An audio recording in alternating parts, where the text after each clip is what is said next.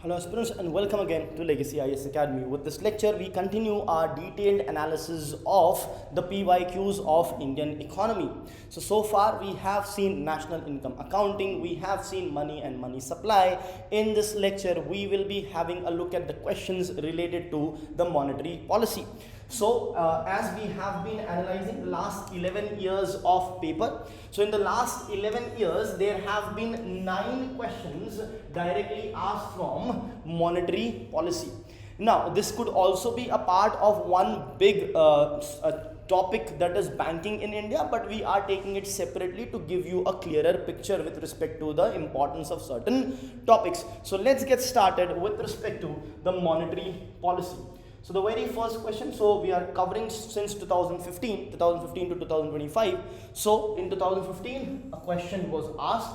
In fact, yes, the monetary policy questions was asked in 2015 itself. So let us see what the question is all about. The question states that when the Reserve Bank of India reduces the statutory liquidity ratio, that is SLR, when the Reserve Bank of India reduces the SLR by 50 basis point. Now 50 basis point basically means 0.5%, right? So 100 basis point is equal to 1%, you should remember that. So here it's 50 basis point, that is 0.5%.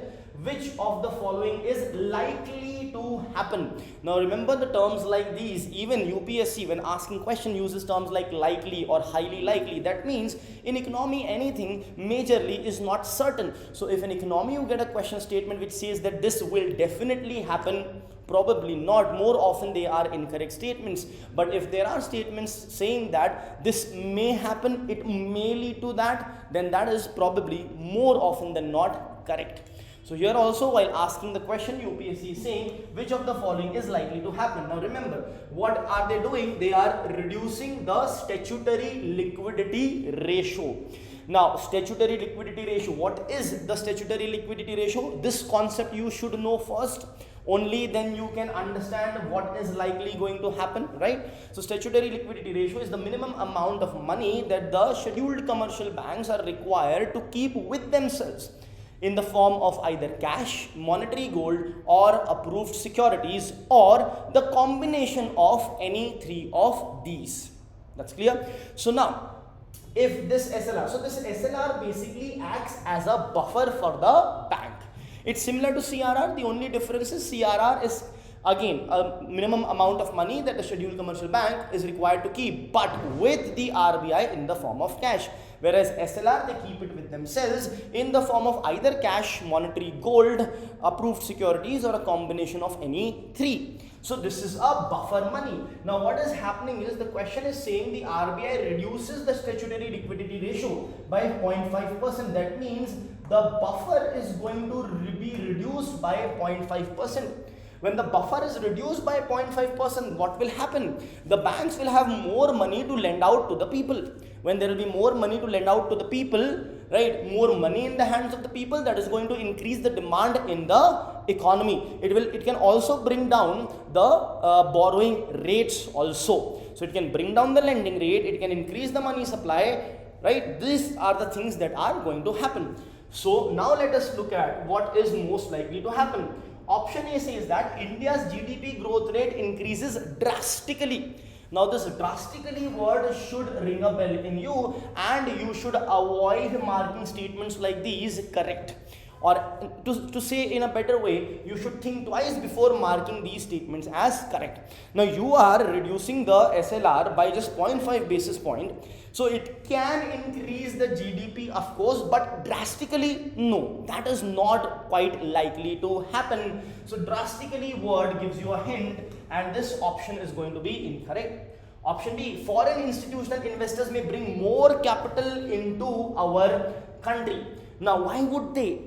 Right, see, if the SLR is less or any repo rate is less, so on and so forth, these rates when they are less, so the interest rates in the economy goes down. So even if there is a fixed deposit or any instrument for financial market, the interest rates earned on that actually generally goes down. So the market will become sort of less attractive for the foreigners or the foreign capital. So as such, there is not much incentive for them to invest. So option B is also incorrect here.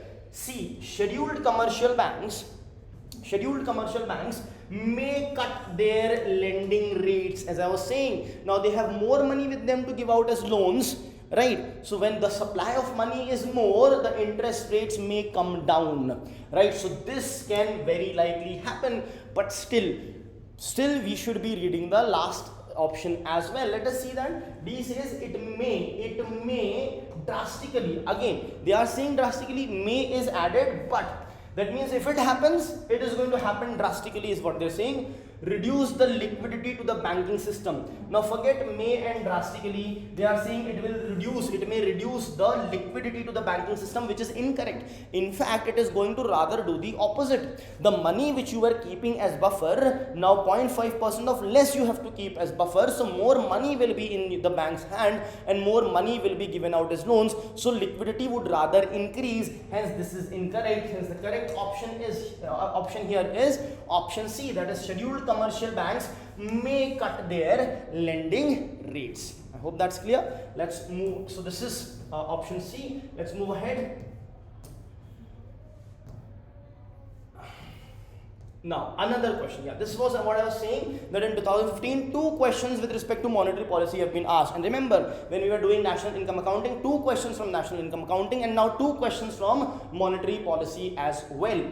Question states that with reference to the Indian economy, consider the following. First is the bank rate, open market operations, public debt. Public debt, what is it? The debt that the government takes domestically or internationally, right?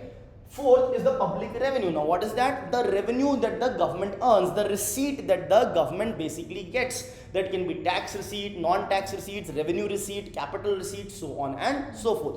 So these are the 4 things they have asked us to consider. Now let us see what the question is. Which of the following is or are component or components of monetary policy? Now monetary policy basically is related to the policy rates.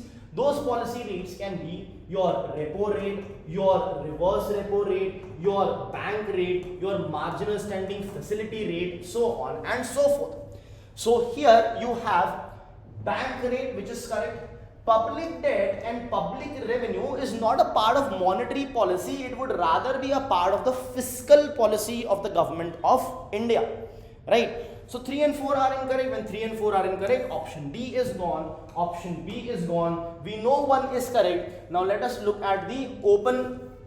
So 1 is correct. So even if 1 is correct, we are left with still 2 options, that is 1 only or 1 and 2. Now what is, so it all depends on statement 2, which is nothing but open market operations. So what is open market operations? Open market operation basically, in that the RBI basically buys and sells government security in the open market. Okay? It buys and sells government security in the open market. Now it does that, of course, it does that to basically borrow money for the government of India and to repay the debt. But there is another reason why it does that. It also does that in order to control the money supply in the economy, right? And why controlling money supply in the economy? Either to facilitate growth or to address the high inflationary situation. So that is also one of the tools of monetary policy. So option statement 2 is also correct. So the correct answer here will be C, that is 1 and 2. Let's move ahead to the next question. The next question asked in 2016. So you can see regularly questions are being asked. In fact, 9 questions of the last 11 year. That means almost every year the questions are being asked. There might be a gap of 1 year, but then there are a couple of questions also in certain years. Let's move ahead. What are the purpose or purposes of the marginal cost of funds based lending rate announced by the RBI? So basically, again, they have given us a rate and they have asked what is the purpose of it. Let us look at the options and understand. See, in prelims, if you are not knowing the answer directly, these are conceptual. So anyhow you can derive it. But if conceptually also you are finding it difficult, you can try to eliminate it. So let us see how can we do that. Statement first, these guidelines help improve the transparency in the methodology followed by banks for determining the interest rates on advances. That is correct. It's what? It's the marginal cost of funds based lending rate. So RBI is talking about the lending rates based on a certain other rate. So it will give transparency in the system. There is no doubt about it. Statement 2. These guidelines help ensure availability of bank credit to interest rates at interest rates which are fair to the borrowers as well as the banks. In fact, if you look at the second statement, don't you think that the second statement is same as the first statement? In the first statement, they are simply saying that it will help us give transparency. And in the second statement, they are literally spelling out what that transparency will be. What is that transparency? Giving fair lending rates to the bank as well as the consumers. Right? So if one is correct, basically second is also going to be correct. It's simply an elaboration of the statement 1. So here both statement 1 and 2 are correct. So the correct option here will be both option C, that is both 1 and 2. Let's move ahead to the next question. Which of the following statements are correct regarding the Monetary Policy Committee, MPC? See, this was established in 2016 and immediately in 2018 UPSC asks a question on that. Okay? So in fact in 2016 itself you had a question. Correct? In 2016 itself you had a question, 2015-16 it was formed, 2016 already a question, and again a question on Monetary Policy Committee. You need to know its composition. So what is the composition of Monetary Policy Committee? It has a total of 6 members. 3 members are from the RBI and 3 members are the representatives of the Government of India. Now from the RBI you have the governor, you have the deputy governor and another person nominated by the RBI. So the governor of the RBI acts as a chairperson of the Monetary Policy Committee. These are the 3 people. Now the 3 people which are the representatives of the Government of India are nominated by the Government of India. Remember, these 3 nominated people cannot be MPs, MLAs, MLCs, that means a member of parliaments, member of legislative assemblies, legislative councils. They cannot be members of these, nor can they be bureaucrats. Apart from that, any other person can be nominated by the Government of India. It consists of total 6 members. The voting is done based on majority. So since the number is an even number, the possibility of majority is what? 4:2, 5:1 or 6:0. Now there can be a situation wherein the votes are 3:3. That means it's a tie. In case of a tie, the governor of RBI, who is the chairperson of Monetary Policy Committee, is going to have a casting vote. What's a casting vote? It is a vote which is, it's the second instance of voting he is also getting. So in that instance, it's a vote which basically is used to break the tie that is there. So that is what monetary policy composition is all about. Now let us have a look of the options or the statements first. Statement 1, it decides the RBI's benchmark interest rates. Absolutely correct. So there are policy rates, repo rates, reverse repo rates, bank rates, so on and so forth. This MPC decides exactly that. Statement 2, it is a 12-member body. Absolutely wrong. It is, as I mentioned, it's a 6-member body having equal representation of the RBI and the Government of India. So statement 1 is right, but statement 2 is incorrect. So option B is gone, option D is gone, and since statement 1 is right, the option C, which says C3 only, is also incorrect. So we are left with only one option, right? However, let us still look at the third statement. It functions under the chairpersonship of the Union Finance Minister. Again incorrect. The chairperson here is the governor of the RBI. So statement 3 is incorrect, 2 is incorrect, only 1 is correct. So the correct option here is option A, that is 1 only. Let's move on to the next question asked in 2019. Which one of the following is not the most likely? It's not is very important over here. Many students, they forget the word not, or they forget to see that they have asked incorrect. Very, very important to pay attention. You cannot afford to make silly mistakes here. Which one of the following is not the most likely measure the government or the RBI takes to stop the slide of the Indian rupee? So, if the Indian rupee is sliding, that means if the Indian rupee is depreciating, which of the following measures the government or the RBI will not take is what they are asking. So, basically in these 4 options, 3 will be the things that the RBI or the Government of India will do, which will be the incorrect options, and 1 will be the thing that they will not do, which will actually be the correct option. So, let us see. Option A. curbing imports of non-essential goods and promoting exports? Yes, the government is going to do that. Why? Because when you do that, you will import less, so the demand for foreign currency will be less. So the rupee depreciating means against foreign currency, which is appreciating. So if you demand less of foreign currencies, the foreign currency's value is going to come down, and it is going to control the sliding of the Indian rupee. So yes, option A will be done by the government of India, definitely, highly likely. And option B, encouraging Indian borrowers to issue rupee denominated masala bonds. Yes, see here the idea here is if you issue rupee denominated masala bonds, the Indian borrowers will not be vulnerable to this depreciation, to the exchange rate fluctuations. That is why rupee denominated masala bonds, anyhow it is preferred, because it avoids currency rate fluctuation. In this situation also it will be preferred, so that will also be done. So since both the things will be done, both the options become incorrect, because they have asked what will not be done. Option C, easing conditions relating to external commercial borrowings. Yes, definitely. Why? Because when you do that, when you make it easier for external commercial borrowing, more investments are going to come to India, the foreign investment, which is going to give us more of the foreign exchange over here. So that helps us.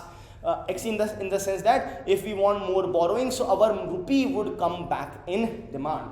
So C will also be done, so this also becomes incorrect. Option D, following an expansionary monetary policy. Now this is not likely to be done by the government of India, so the correct option will be D, following an expansionary monetary policy. Now why is that the case? See, an expansionary monetary policy, that means you are lowering the repo rate. For example, when you lower the repo rate, you put more money in the hands of the bank, right? As in, they will be borrowing more from the RBI, giving more loans to the people. More money in the hands of the people means higher demand. It will lead to inflation. When there is inflation in the economy, it can lead to depreciation of the currency. Now how is that possible? Take for example that you are producing a pen in 50 rupees, but there is inflation in the economy, so now you are required to produce the pen in 100 rupees is what it will be requiring. Let's say if dollar was 50 rupees, so previously you were selling that pen at $1, now you will be selling that pen at $2. So what will happen? Your exports will become costly, so people would not want to have your exports. Since they don't want to have your exports, your currency's demand goes down, it will further depreciate, as a result of which the RBI is not going to have an expansionary monetary policy. Hence D is the right option over here. Let's move ahead to the next question. Asked in 2020, if the RBI decides to adopt an expansionist monetary policy. Again, you can see the theme remains the same. It was related to expansionary policy in the 2019 question as well. Here again they are talking about the expansionist monetary policy. So let's see, if the RBI decides to adopt an expansionist monetary policy, which of the following would it not do? Expansionary monetary policy, remember, it's the same thing. See, expansionist monetary policy means lowering the repo rate, lowering the reverse repo, lowering the SLR, lowering the CRR, lowering all the kinds of policy rates and the reserve ratios that the RBI has will nothing but account for the expansionist policy. So let us see. Statement 1, cut and optimize the statutory liquidity ratio. Yes, cutting and optimizing is an expansionist approach. Second, increase in the marginal standing facility rate. No, I said decrease. It has to be decrease. Increase is rather the opposite. So 2 is incorrect. When 2 is incorrect, option B is gone. Option A is gone. In fact, option D is also gone, and you're left with only one option, that is C, 1 and 3. But still, let us have a look at this third statement. Cut the bank rate and repo rate. Yes, absolutely. In fact, this is the classical definition of expansionist policy. You are cutting every rate that you have in your hand, and that is what they talk about. So the correct answer is option C, that is 1 and 3. That is going to be 1 and 3 only. This is going to be C. This is going to be C, that is 1 and 3 only. Let's move ahead. The next question asked in 2022, with reference to the Indian economy, consider the following statements. Statement 1, if the inflation is too high, Reserve Bank of India is likely to buy the government securities. See, when inflation is too high, what is the RBI going to do? RBI is going to control the inflation, because RBI does inflation targeting between 4 plus minus 2%. If inflation is too high, the RBI is going to control the inflation. How can the RBI control the inflation? By making the money costly or directly sucking out money from the economy. So how can it make the money costly? By increasing the repo rate and so on and so forth. And how can it suck out the money from the economy? By selling the government securities. Government securities are a piece of paper with which the RBI can sell to the people. When it gives the piece of paper to the people will give it money. That means the RBI is going to take out money from the economy. So when high inflation is there, RBI is actually going to sell the government security and not buy the government security. So statement 1 becomes incorrect. Hence option A is incorrect, option C is incorrect, and option D is also incorrect. So only if you know only this first statement is incorrect, you can directly get the entire answer, right? But let us look at other statements as well. Statement 2, if the rupee is rapidly depreciating, RBI is likely to sell dollars in the market. That is absolutely right, because if the rupee is depreciating, that means rupee's demand is quite less and supply is high, whereas the dollar, for example, demand is high and supply is less. So RBI is going to sell the dollars in the market, which will make the presence of dollar to increase in the market, bringing down its value. Hence the rupee would stop depreciating, stabilize, or may appreciate slightly. So that is correct. Statement 3, if the interest rate in the USA or European Union were to fall, that is likely to induce RBI to buy dollars.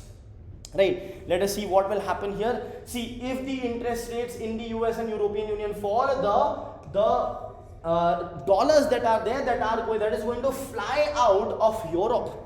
It's going to fly out of Europe to every other region, including in India. Now, in such a scenario, what will happen is, since the interest rates have gone down, people would not be much inclined to invest in USA. Demand for dollar is going to go down.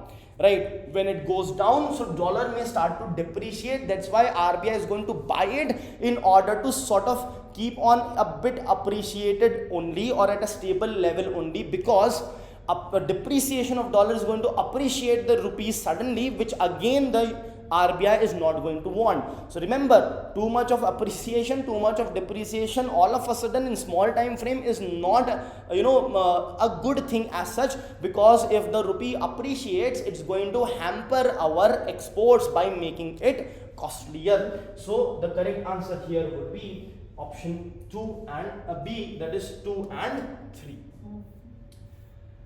Let's move ahead to the next question.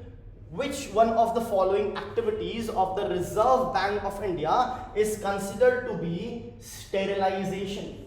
Now, sterilization is the operation that is done by the RBI in order to maintain the exchange rate of the rupee with respect to the foreign currencies, specifically the dollars. So to do that, the RBI does open market operation. That means buying and selling something in the open market. What is that thing? Rupees and dollars. So it keeps on buying and selling rupees or dollars depending upon the situation in the market. That is the sterilization operation. So let us have a look at this question. Which one of the following activities of the RBI is considered to be part of sterilization? Option A, conducting open market operations. Yes, that is actually what sterilization is. Still, let's look at the other options. Oversight of settlement and payment systems. No, it has nothing to do with the settlement or the payment system. Option B is incorrect. Option C, debt and cash management for the central and the state governments. No, that is not done. That's not the sterilization operation. Sterilization means sterilizing, means not allowing much of positive or negative impact, keeping it sort of sterilized, stable is the idea over here. Option D, regulating the functioning of the non-banking financial institutions. That is also incorrect. That is the regulatory role of the RBI, which it does for the NBFCs as well as any other bank in the Indian banking structure. So the correct option here will be option A, that is conducting the open market operation. Alright, so let's move ahead. The correct option here was option A, that is conducting the open market operation. That is what the process of sterilization is. Alright, so let's move ahead to the next question. Again asked in 2023. So 2023 also you are having two questions from monetary policy alone. Let's look at the question here. They have given two statements and then they have asked basically if they are correct and if one explains the other or not. So let us have a look at that. Statement 1. In the post-pandemic recent past, many central banks worldwide had carried out interest rate hikes. It's saying that immediately after the post-pandemic or the COVID, the central bank started increasing the interest rate, right? Statement 2. So actually this is factually correct. That has what has happened. So statement 1 actually will be correct. So option D, which says statement 1 is incorrect, is going to be out of question. Statement 2. Central banks generally assume that they have the ability to counteract the rising consumer prices via monetary policy means. Yes, that is correct. The central bank, especially let's take for example Indian Central Bank, that is RBI, assumes that yes, by increasing the rate it can control the consumer price, that means can control the inflation. So here when they are saying the rising consumer price, they are talking about inflation basically. So statement 1 is also correct and statement 2 is also correct. So option C is also gone because C says that statement 2 is incorrect. Now the question is, does the statement 2 explain statement 1 or not? See, remember here here's where a lot of students falter, because they try to find out a complete 100% explanation from statement 2 for statement 1. That means if they think that there are other reasons also, they mark it as that it does not explain, but that's not the case. See, first thing we have assured that both the statements are right. Now, for the second statement to explain the first statement, it need not necessarily explain the entirety of the first statement. If it explains a part of it also, if it explains a part of the reason also, that is also good enough. That is also as good as explaining the statement 1. So let us see. First was statement 1 was in post-pandemic recent past, many central banks worldwide carried out the interest rates. Yes, they did. And did they do it to control the inflation? Yes, exactly. The consumer prices were going up, as a result of which to control it, they did it. So the central bank generally assumes that they have the ability to counteract the rising consumer prices via monetary policy means, and that is why they did it. So 1 and 2 both are correct, and at the same time 2 is the correct explanation of statement 1. I hope that is clear. So even if it is explaining, and here too it's explaining comprehensively, but at times there are some reasons. A particular thing may have multiple reasons, so the second statement may be a part of the reason. If that is the case, yes, it is actually explaining the statement 1.